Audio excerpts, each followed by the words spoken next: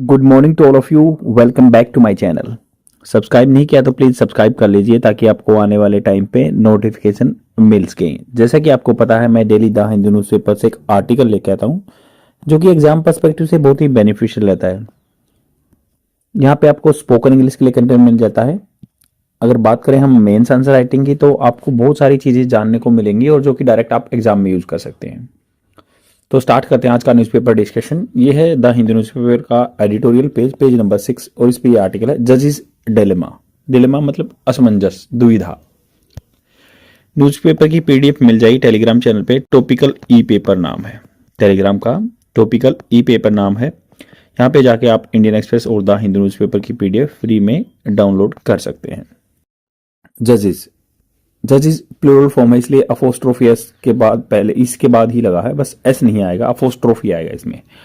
Dilemma दुविधा, असमंजस। Accountability होता है जिम्मेवारी, अकाउंटेबिलिटी होता है जिम्मेवारी। And independence ought to be, ought मतलब होना चाहिए, ऐसे मोरली बोलते हैं ना कि भाई ये समाज में मोरली होना चाहिए। Ought to be equally important for जजेस। अकाउंटेबिलिटी मतलब जिम्मेवारी होनी चाहिए, जवाबदेही होनी चाहिए, ऐसा नहीं कि कुछ भी डिसीजन ले लेंगे। इंडिपेंडेंस होना चाहिए, स्वतंत्रता होनी चाहिए उनकी, freedom of speech and expression भी होना चाहिए। Ought to be equally important for जजेस मतलब दोनों चीजें बराबर इंपॉर्टेंट होनी चाहिए। द लोकपाल रूलिंग दैट, अब रिसेंटली क्या हुआ है, जो अपने मतलब बोलते हैं ना इनको, लोकपाल जो हैं उन्होंने कुछ ऐसा डिसीजन ले दिया कि भाई जो जजेस हैं ना हमारे जुरिस्डिक्शन के अंदर आएंगे। मतलब हम लोकपाल जो है इनके अगेंस्ट अगर करप्शन चार्जेस या डिप्रेव बोलते हैं करप्शन, अगर डिप्रेविटी के केसेस आते हैं तो हम जांच कर सकते हैं। बट आपको पता है जो अपने सिस्टम के 3 ऑर्गन हैं, एग्जीक्यूटिव, लेजिस्लेटिव एंड जुडिशरी, तीनों इंडिपेंडेंस रहने चाहिए तभी अच्छा सिस्टम बन सकता है। तो उन्होंने कहा कि जो एम खानविलकर हैं अभी जो रिसेंटली लोकपाल हैं, वो बोले कि भाई ये तो जो अपना अंग्रेजों के टाइम का ब्रिटिश एक्ट था ना 1861 1861 का या 1935 का, जो कि देश की आज़ादी से पहले के रूल थे, इनके हिसाब से इनका हाई कोर्ट के जो जजेस का अपॉइंटेंट रहता है ये पब्लिक सर्वेंट के अंदर आते हैं, हम इनको जज कर सकते हैं या इनका जो है जांच कर सकते हैं। ये आर्टिकल 214 के अंदर नहीं आते, ये बोला उन्होंने। तो यहाँ पे बात की है, देखो जजिस डिलेमा, अकाउंटेबिलिटी जिम्मेवारी बता दिया। The Lokpal ruling that high court जजेस, अब लोकपाल की रूलिंग आई है, फैसला आया है, हाई कोर्ट जजेस है ना आर एमिनेबल। एमिनेबल है जैसे कंप्लाइंट भी बोल सकते हैं कि भाई अधीन है, ये बाध्य है, कंप्लाइंट है, इनको पालन करना होगा, या अधीन भी बोल सकते हैं या जिम्मेवार भी बोल सकते हैं। Are amenable to its jurisdiction and the Supreme Court order staying it on its own motion raise more than a mere question of law. Supreme Court ने इस ऑर्डर पे स्टे लगा दिया, इट्स ओन मोशन, अपने आप मतलब श्यू मोटो, खुद ही decision ले लिया, कोग्निसांस ले लिया इस चीज का, और कोग्निसांस मतलब संज्ञान में ले लिया और अपने आप ही इस पे लगा दिया भाई, मतलब स्टे लगा दिया। और मोर देन मियर मतलब ओनली क्वेश्चन ऑफ लॉ नहीं है ये, इस पे बहुत सारे मुद्दे हैं।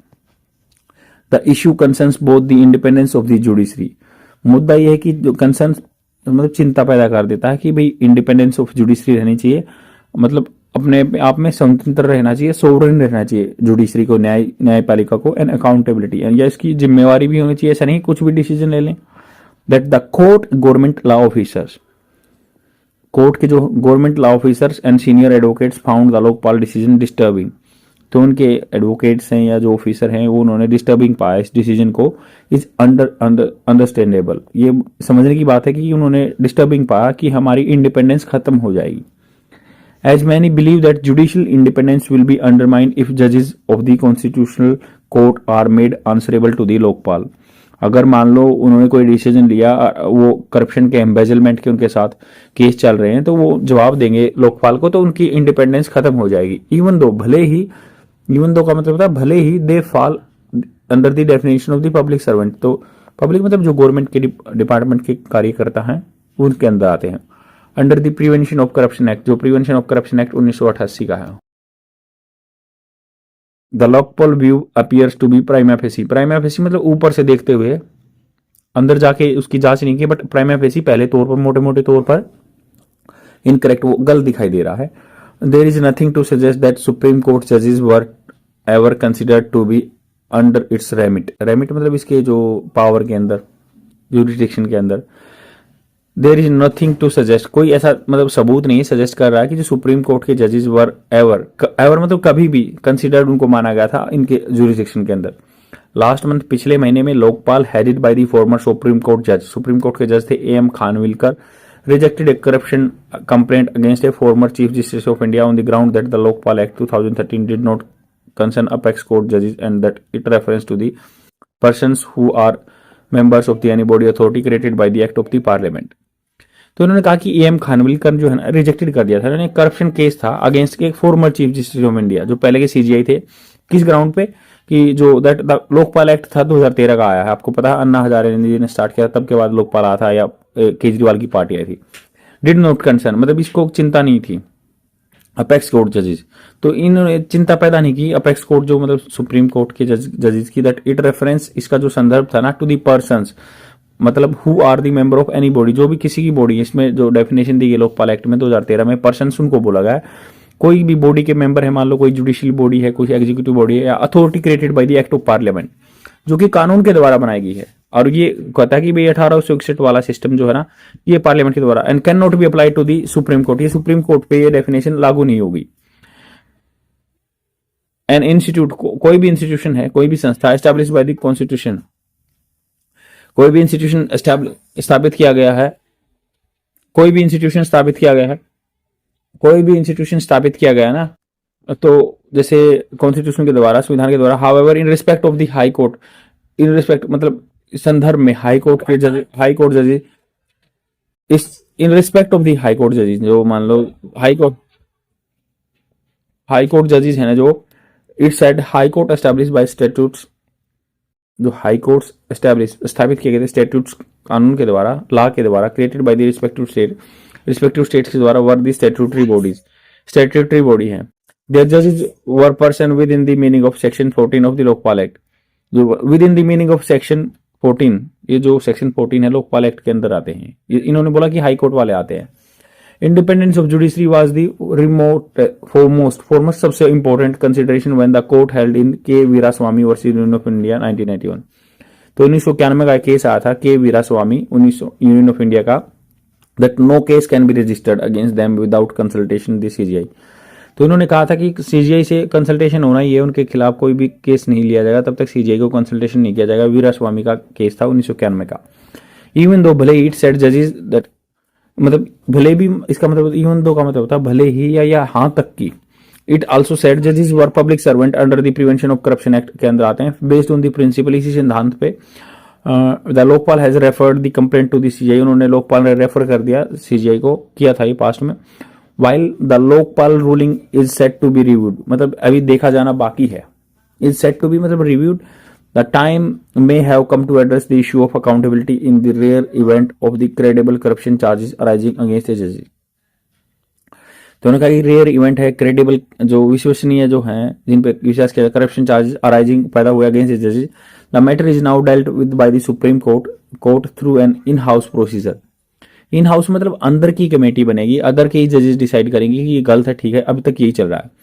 Initiated only if the CGI of A high court, मतलब चीफ जस्टिस जो हाई कोर्ट का है अगर वो कर देता है, स्टार्ट कर देता तो, और द सीजीआई या सीजीआई कर देता, और the president receive A complaint, या प्रेसिडेंट को रिसीव मिलती है कंप्लेंट कोई, तो इन हाउस कंप्लेंट होती है। जैसे पहले जो रंजन गोगोई थे उनके खिलाफ कंप्लेंट आई थी जो मोलेस्टेशन की, तो इन हाउस ही इंक्वायरी होती है। If the charges appear true, अगर मान लो सच्चाई दिखती है चार्जेस में जो एलिगेशन लगाए गए हैं, आस्किंग द जजेस कंसर्न टू रिजाइन, तो जिस जज से रिलेटेड होता है उनको रिजाइन करने की बोल देते हैं। डिनाइंग देम जुडिशियल वर्क, उनको जुडिशियल काम, न्यायिक काम बंद हो जाता है, और recommending their removal through the parliament are the option available, या जो पार्लियामेंट रिमूवल करती है तो जो वो प्रोसेस स्टार्ट हो जाएगा। Some judges are transferred from one high court to the another, कई का ट्रांसफर हो जाता है, but whether a corruption charge is the reason is never disclose, तो करप्शन चार्ज कभी भी डिस्क्लोज नहीं किए गए। The court should see, court को देखना चाहिए if the present mechanism is enough, यह जो मैकेनिज्म चल रहा है इनफ है, पर्याप्त है, और it needs to be expand, या इसको एक्सपेंड करना है, to include credible follow up action, credible मतलब विश्वास किया जा सकता है, ऐसे फॉलो अप बाद में एक्शन होंगे, such as independent prosecution under the supervision, या इंडिपेंडेंट प्रोसिक्यूशन मतलब किसी पे दोष लगाना, अंडर दी सुपरविजन किसी के निरीक्षण में, both accountability and independence ought to be equally important for the judiciary. तो दोनों चीज़ें इंपॉर्टेंट हैं और होनी चाहिए, तभी काम चल सकता है। आई होप आपको समझ में आएगा। 2-3 मिनट की वोकेबलरी वर्ड्स की वीडियो अटैच कर दूंगा और रेगुलर बने रहिए, सीखते रहिए, लाइक और कमेंट जरूर कीजिए। Thank you very much, bye. Tentacle is a noun. Its Hindi meaning is पहुंच, influence, impact. Example of this word: now you can feel tentacle of corruption in every department. आप feel कर सकते हैं पहुंच corruption की हर department में, प्रत्येक department में। I have created a trick for this word, like टेंटाकल में 10 वर्ड पहले आता है। तो आजकल डिकेट जो प्लान रहते हैं, मान लो 10 साल के लिए कोई प्लान बोलते हैं, डिकेट बोलते हैं 10 साल को। 10 साल के लिए जो प्लान रहते हैं उनकी पहुंच बहुत होती है, बहुत दूर तक इन्फ्लुएंस करते हैं। And the second word is hindsight. Hindsight is a noun. Its Hindi meaning is पश्च दृष्टि, मतलब किसी चीज़ के काम होने के बाद में देखना, दृष्टि देना। Remembrance, quarterback. Example of this word: in hindsight I wished I had taken the lunch. मतलब बाद में मैंने सोचा कि मुझे लंच ले लेना चाहिए था, मतलब लंच कर लेना चाहिए था। I have created a trick for this word, site. Site ये होता है, तो ये साइट है, जैसे कंस्ट्रक्शन साइट है, तो कंस्ट्रक्शन साइट में हाइंडसाइट मतलब पहले कोई डिसीजन ले लिया, बाद में सोच रहे हैं कि पश्च दृष्टि से सोच रहे हैं, हाइंडसाइट से सोच रहे हैं कि मुझे ये प्लान बदलना चाहिए था। And the third word is क्रिंग।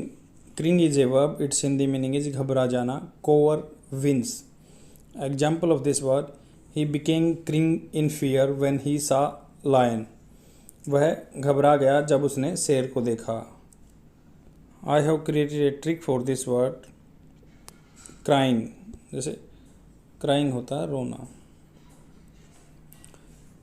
मान लो किसी आदमी ने अभी बच्चे कभी देखे न हो रोते हुए, तो उसको क्राइंग करते हुए क्रिंग हो गया, घबरा गया। That is all for today. I will come